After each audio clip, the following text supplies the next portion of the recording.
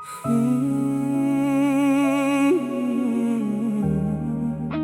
ងៃនេះខ្ញុំចង់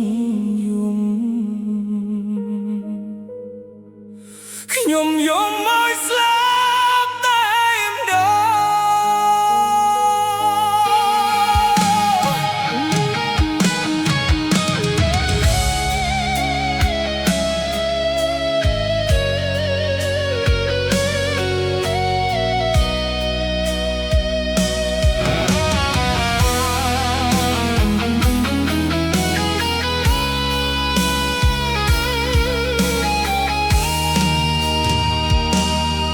មហាសមុទ្រ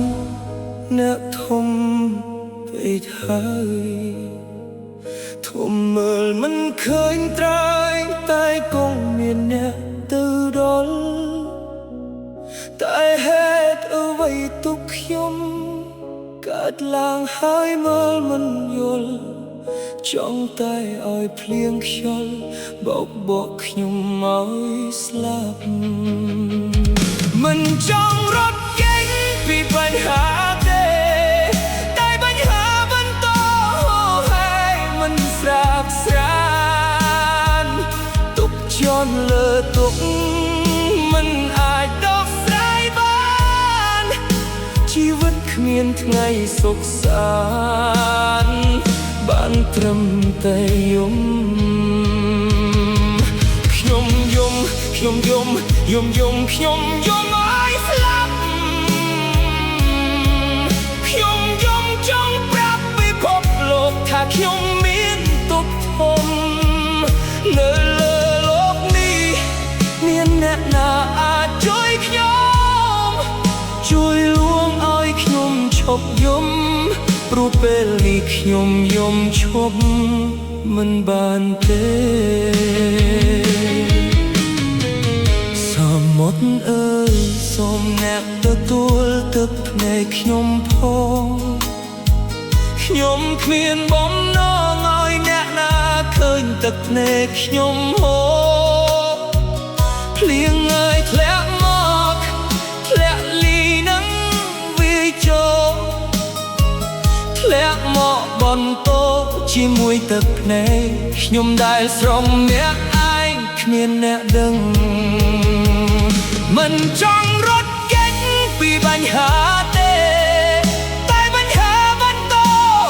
ហើយមិនស្រាបស្រានទុកជន់ទុកមិនអាចដោះស្រាយបានជីវិតគ្មានថ្ងៃសុខសាន្ត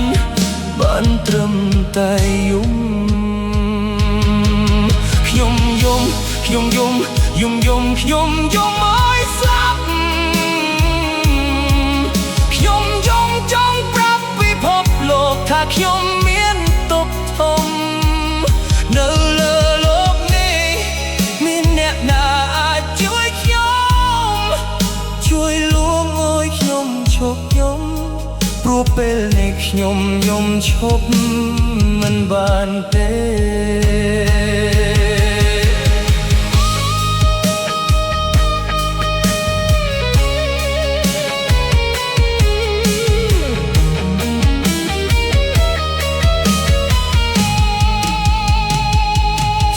មុតអើយសូមអ្នកទទួលទឹកភ្នែកខ្ញុំផង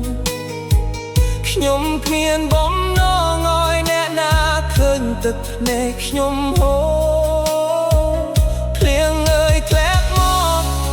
ធ្លាក់លីនឹងវាចូលធ្លាក់មកបន្ត